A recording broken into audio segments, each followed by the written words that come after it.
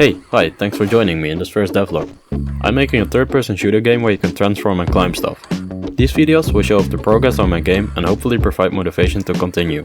Before we jump into this month's changes, let's start with an introduction. I'm a Dutch student and hobbyist video game developer. Initially around 2015 I picked up Unity to make mobile games, and so that's what I did for a couple of years. I also published some game assets in that time. I then decided to try and make a PC game, and throughout 2019 I started a ton of prototypes.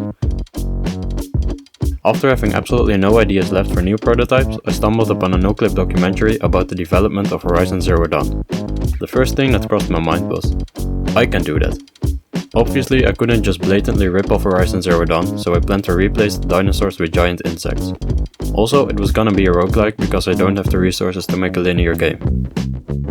I got to work, modeled the player character and implemented procedural generation for the terrain. Also, around that time Sebastian Laak had just released a coding adventure featuring procedural animation.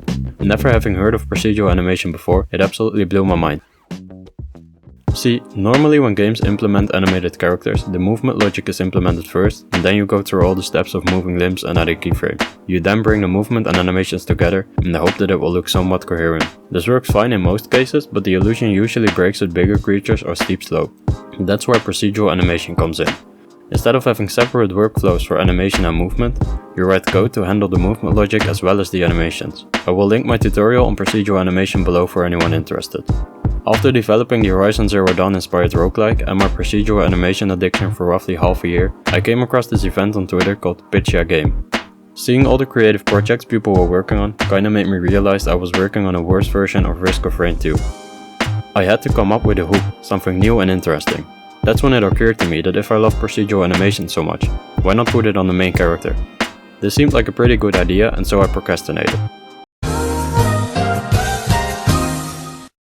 I then stopped procrastinating and here we are.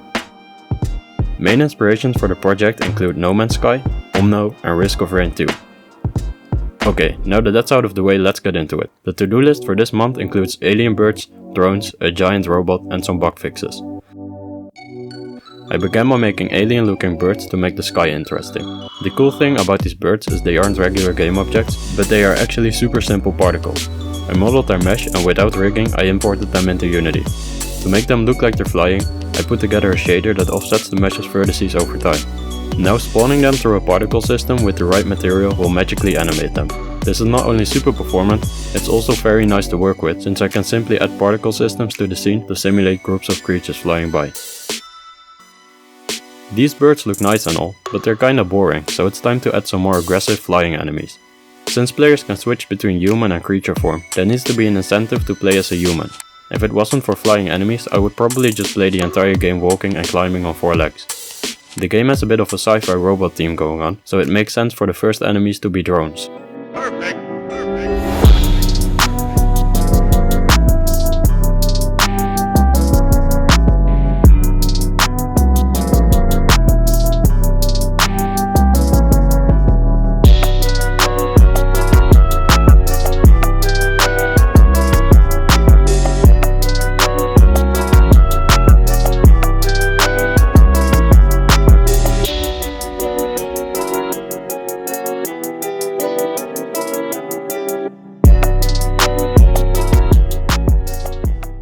After modeling and texturing the drone, I went ahead and implemented the flying behavior. The drone logic is quite basic for now and consists of a couple simple rules.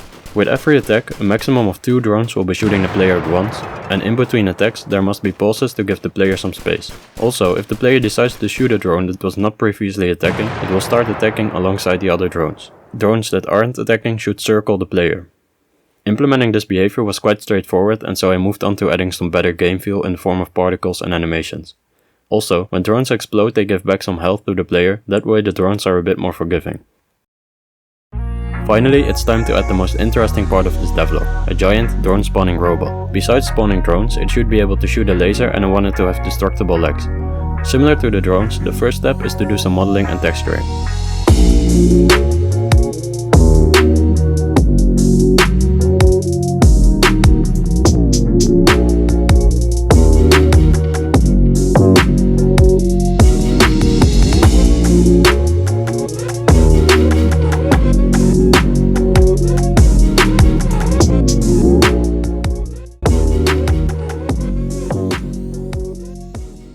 Since I'm using procedural animation, I can simply rig one leg and add IK to it inside Unity. I then duplicate that leg 4 times and use my procedural animation code to make it move. A couple tweaks later and the robot is walking around in the scene flawlessly. Alright, let's ignore that for now and tackle the next step. To make a laser for the drone, I used a line renderer. As the name suggests, a line renderer can take 2 or more points and put a line between them. This is perfect to render a laser beam. I took some inspiration from Mrs.'s video for the laser logic. In one of his videos, he explains the way his enemies slowly get more accurate as the player moves in one direction. Then when the player changes direction, the enemy accuracy resets to incentivize constant player movement. I basically took this approach and threw it on the laser so it gets more accurate until the player changes direction. Last but not least, destructible legs. Right now the player stands little chance since there's no way to actually defeat the robot. To fix that, I'm gonna add the ability to shoot its legs.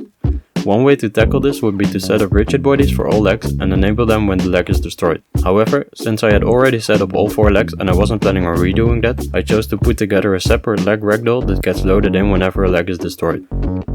Now the obvious problem is balancing the robot. Here's an example of a robot with 4 legs losing 1 leg.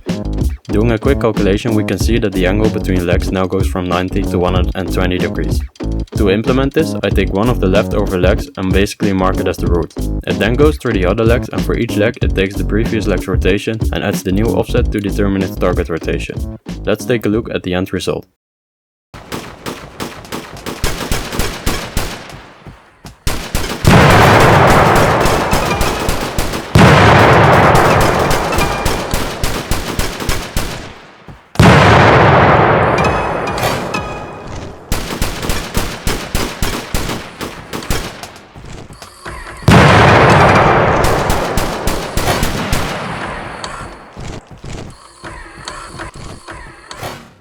Okay, that's it for this first devlog. I hope you enjoyed. Thanks for watching.